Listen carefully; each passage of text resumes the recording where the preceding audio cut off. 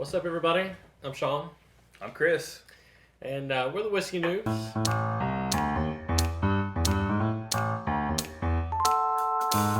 So we're going to do just a quick review of a bottle that we picked up at our local store, and I think it's a single barrel of Russell's Reserve. We've had a couple of different Russell's Reserves. Some of the ryes. We've had the 10-year 10-year bourbon, Yep, and the 6-year rye. absolutely. And we've enjoyed them. And we just thought we'd just do a quick review, just a tasting. We just opened the bottle. It's been breathing for maybe an hour. And just wanted to kind of give a quick thought on how we feel about it. And we just wanted to try it. So, So I'm a big fan of Wild Turkey. And so the Russells is basically, it's named for Jimmy and Eddie Russell, father and son, head distillers over at Wild Turkey. And, as far as I'm concerned, this is some of the best whiskey you can get. Like, I love the Russell's 10. Yeah. I mean, it's just for value. It's one of the best values in whiskey. And so this is a single barrel. It's non-chill filtered. It is 110 proof. That's stout. Yeah.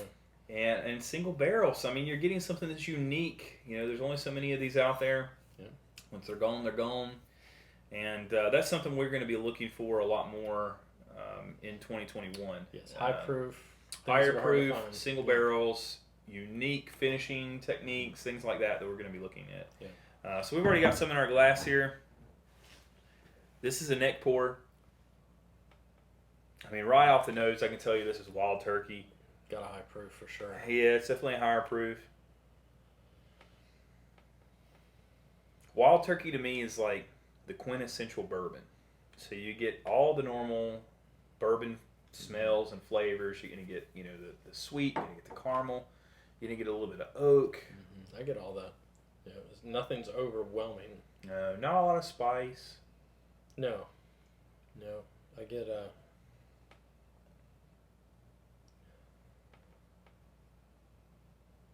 No, I get a lot of what you were just talking about. Some of that vanilla, just kind of a creamy, oaky, little wood finish. Sure.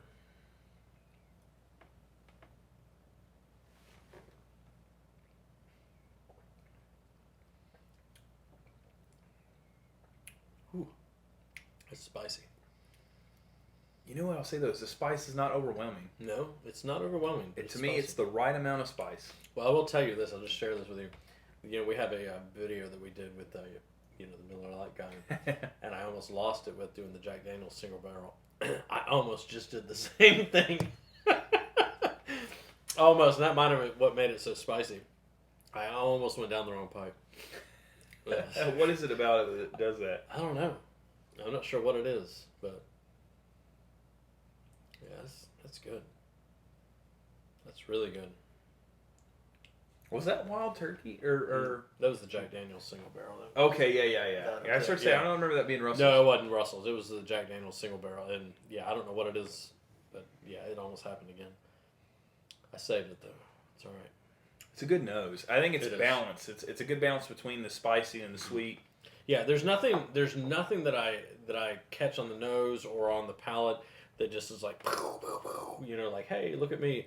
But overall, the overall experience of it, that's a good pour. It's a very balanced whiskey. So you get the spice of the baking spices that you get from like maybe a rye, which it's definitely spicier than most of the Wild Turkeys that I've had. It is. And Russell's and all that good stuff. And even maybe a little bit spicier than the rye from Russell's, the 6-year rye.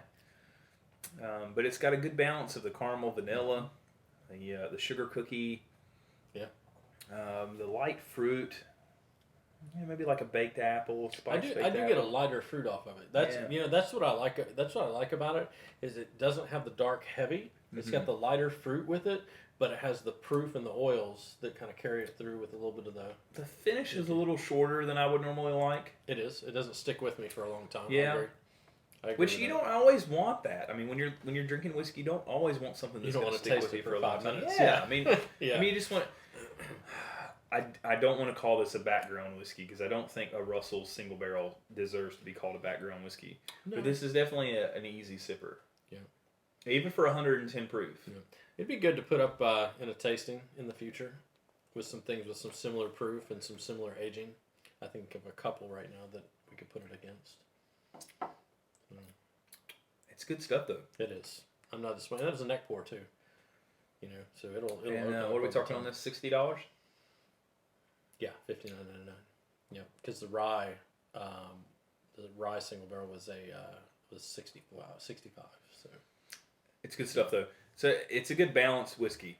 So if you're looking for something that's got the balanced profile of spicy and sweet, it's got a decent proof at 110. It's a single barrel. So again, the single barrel you pick up maybe from a different barrel might have a completely different flavor profile. It's definitely a little bit different than the normal. It's definitely different than the Russell's 10-year bourbon. yeah, and you know if some of the stuff you're drinking right now is in the 90 under 100 proof or up to 100 proof, this would be a good step to get you into those higher proofs. It would be, yeah. And again, it's going to be nothing that's really going to stand out as far as a really unique flavor profile. Yeah, I don't taste anything super unique, but it is traditional in all the senses, which is, you know... It's Kentucky awesome. bourbon. That's exactly right. It's exactly what it should be. I know this is going to sound crazy. I'm getting a little nutty out of it. Almost some Knob Creek nutty. I'm getting some nutty on the nose.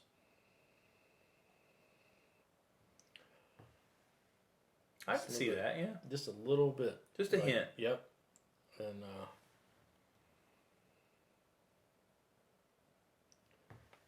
but I like it though. It's good.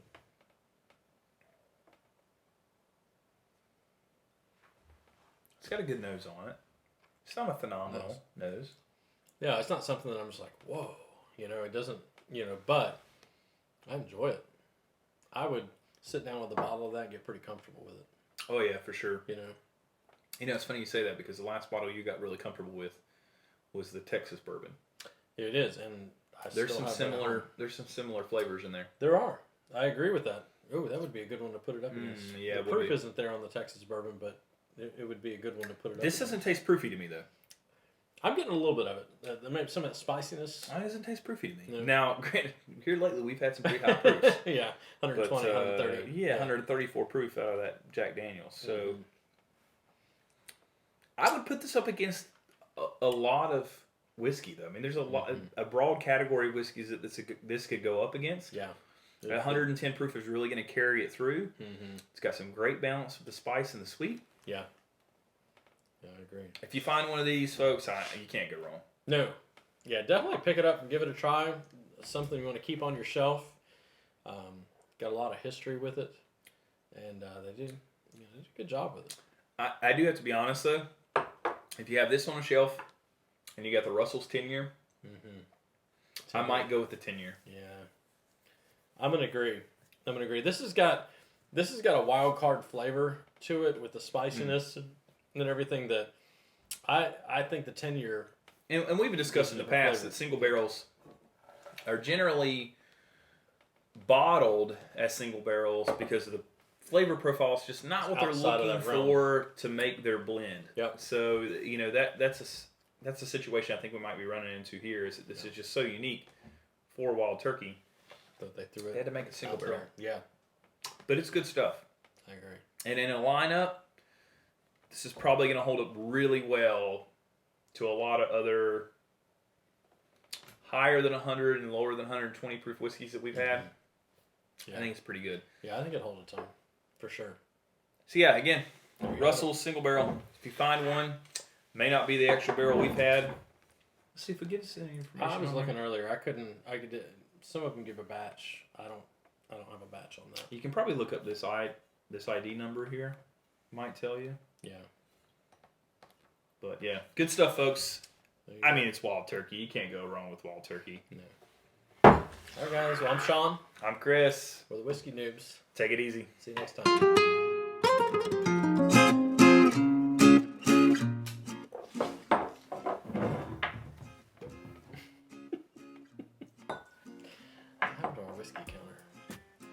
We've not had nearly as much whiskey tonight as we had the other night. We had more whiskey tonight than we had the other night. No way. Yes, sir. No. Well, I can tell you this: we're not nearly as silly as we were the other night. Because of the proof isn't there, and we're still filming. Oh, yeah, we are still filming.